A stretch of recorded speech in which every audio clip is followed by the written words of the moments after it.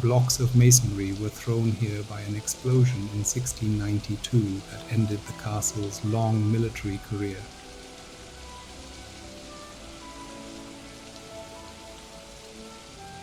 Its garrison deliberately destroyed the gatehouse to prevent their Jacobite enemies from holding the medieval fortress against them.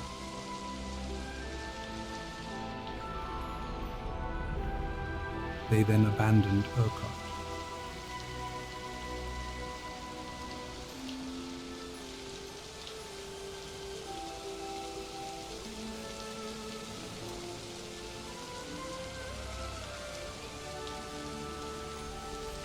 These walls may have echoed with the clatter of horses' hoofs. Close to the gatehouse, this was the ideal spot for the castle's stables.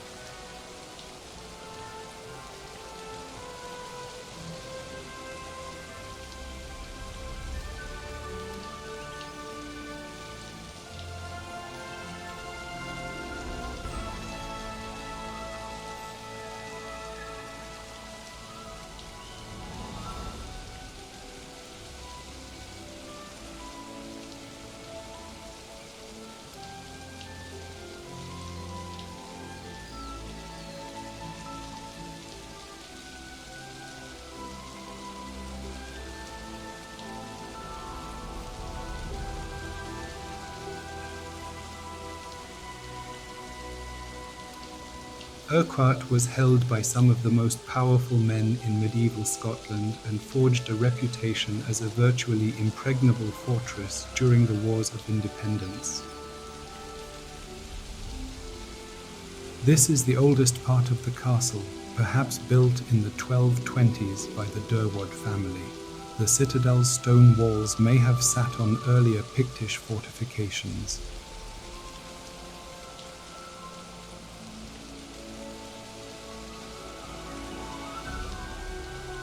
Alan Durward, King Alexander I's capable right-hand man, administered his new estate and met with local leaders in the castle. His presence at Urquhart helped extend royal power into the Highlands. The castle was surrendered to the English in 1296 when the vast army of King Edward I swept through the country. Soon back in Scottish hands, it became renowned as a stronghold that the invaders could not capture by force.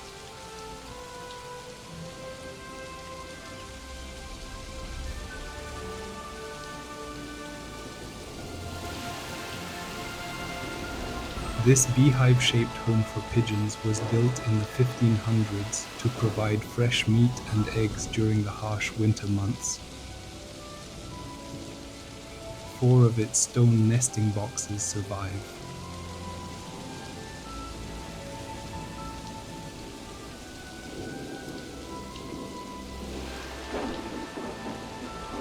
Urquhart had been greatly strengthened before the Wars of Independence by the mighty Comyn family who took it over in the 1270s. The Comyns were staunch supporters of King John Balliol and helped lead the resistance to the English until they were crushed by their rival Robert the Bruce.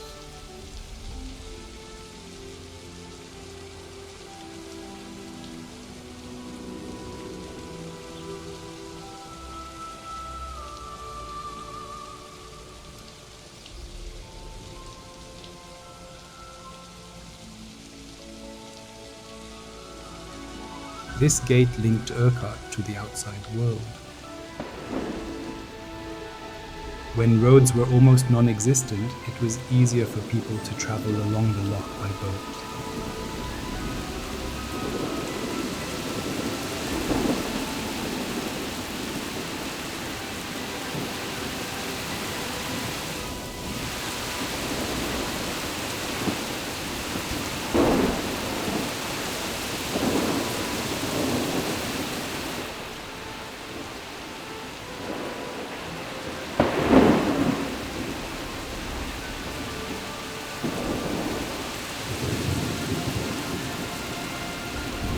Everything the castle needed came through the water gate, including exotic imports like oranges and wine.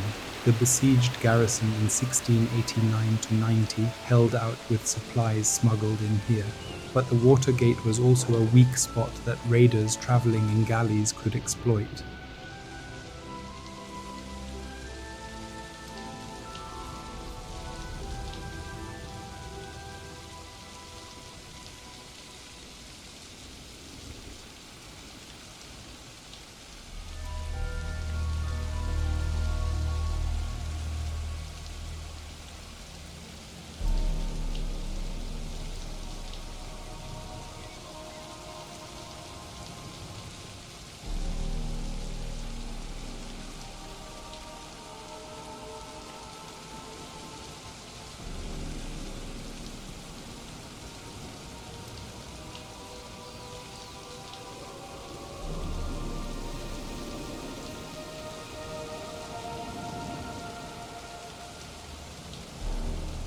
This room was alive with the sights, sounds, and smells of a great medieval kitchen.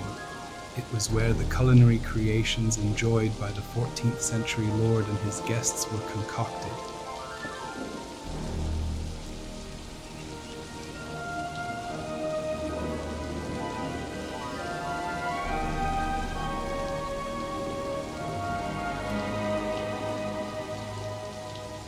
Lavish banquets with music, dancing, and storytelling were staged in the building before you. This was where Urquhart's lord or his constable entertained guests and showed off their wealth and status. It was also where they administered justice and local government.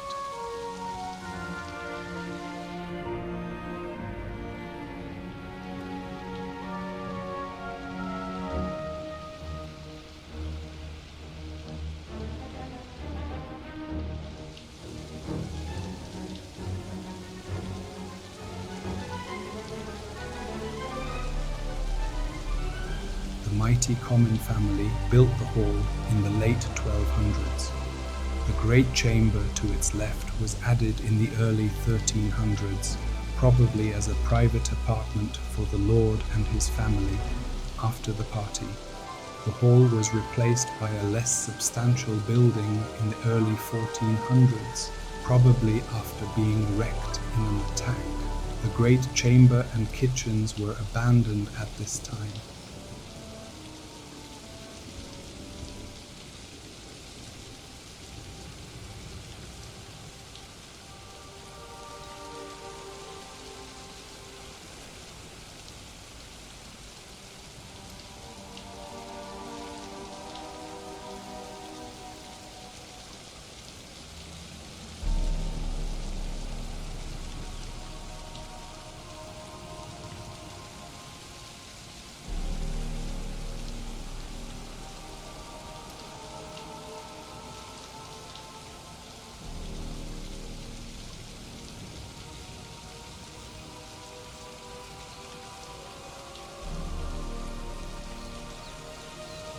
On the rocky knoll above you are the foundations of what may have been Urquhart's chapel. The laird and his family needed somewhere private to hear Mass and receive Holy Communion from a priest.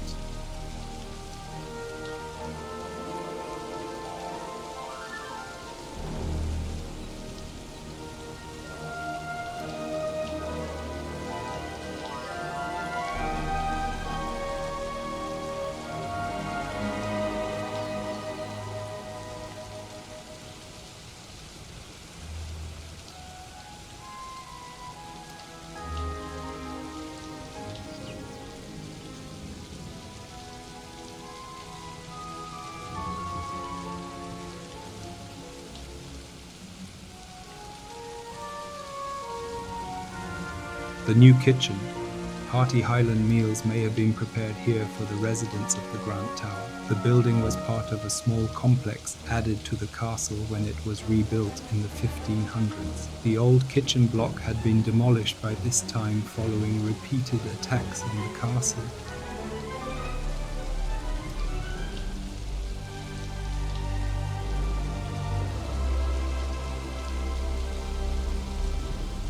This tower was built sometime after King James IV gave Urquhart to John Grant of Freuchi in 1509. It was reward for supporting the monarch in his struggle against the MacDonald lords of the Isles.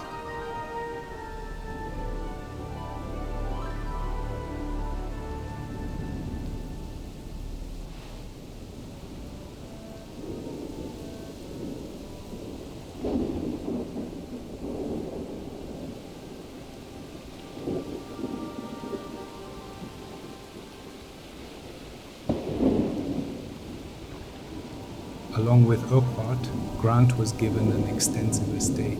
In return, the laird had to restore order to the area and repair the castle. He also had to provide the king with 15 horsemen in times of war.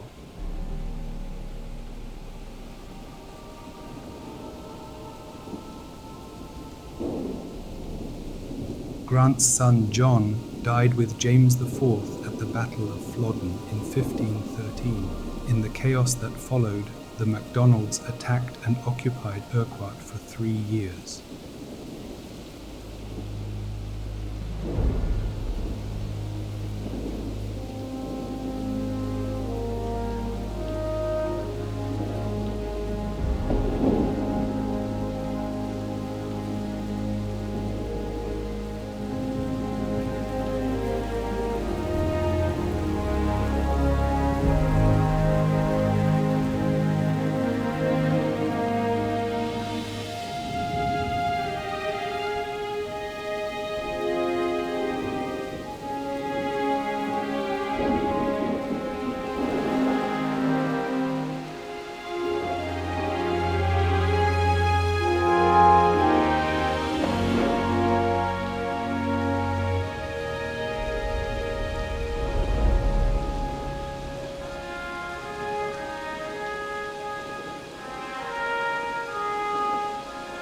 I hope you enjoyed my video. Don't forget to subscribe. Thank you so much, and I hope to see you in the next video. Until then, all the best and see you soon. Salix. Peace.